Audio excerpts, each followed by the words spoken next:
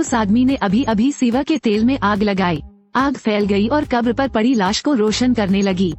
Hobart और अन्य लोगों को एहसास हुआ कि यह शव का तेल था, इसलिए सभी ने हेन वुंग को रोशनी चालू करने के लिए चिढ़ाया, लेकिन उसे ये काम बड़े पैमाने पर करना पड़ा। ये सच है कि स्टाफ कुछ नहीं कर सकता। बियो ने कब्र के कमरे में एक गुप्त मार्ग की खोज की। मार्ग के अंत में एक नीले भूरे पत्थर का दरवाजा है। दरवाजे पर 2 शब्द थिएन मोन खुदे हुए हैं। ऐसा लगता है जैसे राजा हेन के स्वर्ग में चढ़ने और अपने शरीर से भागने का द्वार है। लेकिन हेन वोंग ने मुख्य हॉल के दरवाजे में कोई कीहोल नहीं छोड़ा, क्योंकि उसने मुख्य दरवाजा बंद नहीं किया था। उसे विश्वास था कि कोई भी भूमिगत महल का प्रवेश द्वार नहीं ढूंढ पाएगा। इससे होबार्ट के लिए चोरी करना आसान हो गया। और जब वे थिएन मोन से गुजरे तो एक लकड़ी का पुल था।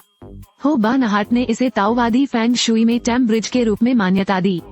ताओवादी फेंग शुई सिद्धांत के अनुसार मृत्यु के बाद लोगों को 3 जीवन का अनुभव करने के लिए पुल पार करने की आवश्यकता होती है। केवल तभी कोई दुनिया से बच सकता है और परी में बदल सकता है। जब होबार्ट और अन्य 2 लोग पुल पार कर गए, उन्होंने मानव पत्र के आकार में 3 ताबूत रखे हुए देखे। बीच में ताबूत लटका हुआ है जो हरे कांसे से बना है। ताबूत को 9 परतों वाले तालों से सील किया गया था। होबार्ट ने सोचा कि यह लाशों को बदलने से रोकने के लिए हो सकता है। जहाँ तक इस बात का सवाल है कि ताबूत हेन वोंग का है या नहीं, वो निश्चित नहीं है। लेकिन मेरी छठी इंद्रिय मुझे बताती है कि बाईं ओर का ताबूत अधिक विशेष है। हजारों साल बाद भी लकड़ी के ताबूत वैसे ही हैं, इसलिए ये लकड़ी सामग्री सरल नहीं है। होबार्ट ने बियो को बताया कि ताबूत 10,000 साल पुरानी लकड़ी से बनाया गया है, जो सोने से भी हजारों गुना ज्यादा कीमती है। बाजार में कीमत कम से कम $500 अमेरिकी प्रति किलो है। इससे पता चलता है कि अंदर के लोग बहुत ही असामान्य हैं। लेकिन ट्रानहातू ने कहा कि ताबूत सील कर दिया गया है, इसलिए आपको करीब नहीं जाना चाहिए। वर्तमान में 2 प्रकार के वर्जित ताबूत हैं। तार्किक रूप से भाग जाना सबसे बुद्धिमान विकल्प है, लेकिन होबार्ट के पास रुकने का एक कारण था, इसलिए उन्होंने आखिरी ताबूत की जांच की। ये ताबूत बेहद दुर्लभ ठंडे पत्थर से बनाया गया है। इससे ये भी पता चलता है कि जिस व्यक्ति को दफनाया गया था वो कोई सामान्य व्यक्ति नहीं था, लेकिन आकार में ये बाकी दोनों के आधे से भी कम है। होबार्ट ने अनुमान लगाया कि यह पूरा शरीर नहीं है। उसके लिए यह निर्धारित करना असंभव हो गया कि राजा हेन को किस ताबूत में दफनाया गया था। तो ये लेडुओंग ने कहा कि जब एक बच्ची चुनती है तो वो सब कुछ चाहती है, इसलिए उसने तीनों ताबूतों को खोलने का फैसला किया। आत्मविश्वासी, इसलिए उसने दक्षिण पूर्व कोने में 3 मोमबत्तियां जलाईं। फिर तीनों लोग सबसे आलीशान ताबूत से चल पड़े, लेकिन हरा कांसे का ताबूत जोर जोर से हिलने लगा। ऐसा लगता है जैसे कुछ बचना चाहता है। होबार्ट ने फैटी से पूछा कि क्या उसने फिर से कुछ छुआ है। फैट शुरू में इससे इनकार करना चाहता था, लेकिन जब 3 मोमबत्तियां बुझ गईं, तो ताबूत भी हिल गया। अंदर देखकर भागने की फिराक में था।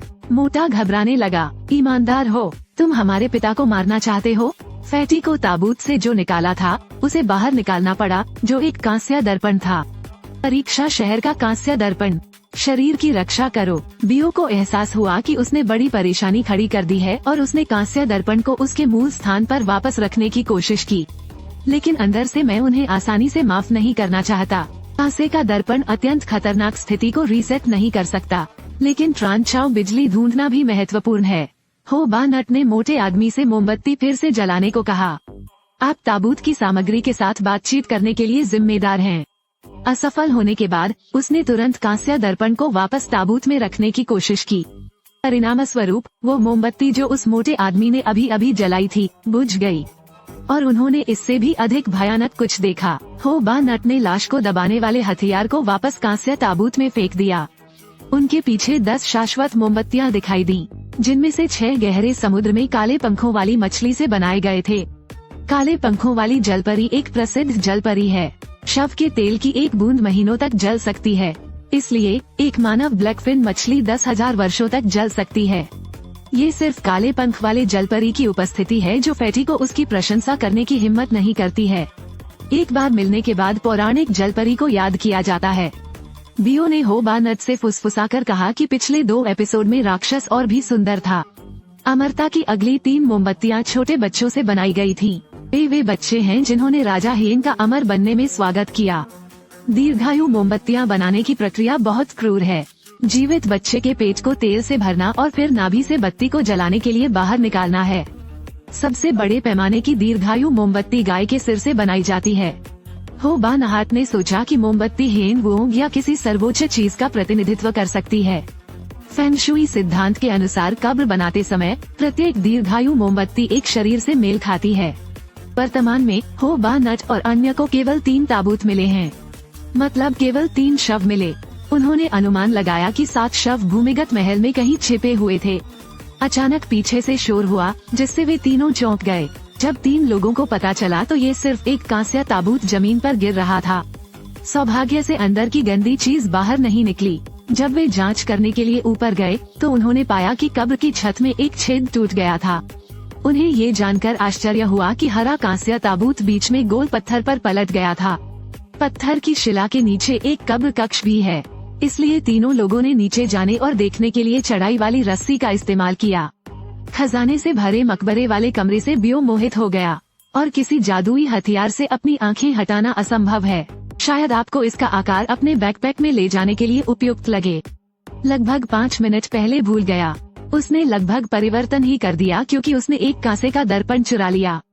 दफनाए गए सामान के आधार पर ताबूत निश्चित रूप से हेन वोंग का है। जब हो बा नहत ने देखा तो यह नीले क्रिस्टल पत्थर से बना था। इसका उल्लेख प्राचीन फेंग शुई पुस्तकों में मिलता है। पत्थर के ताबूत बनाने के लिए परिष्कृत पत्थर का उपयोग करें, जिसका उपयोग विशेष रूप से बुरे लोगों को दबाने के लिए किया जाता है।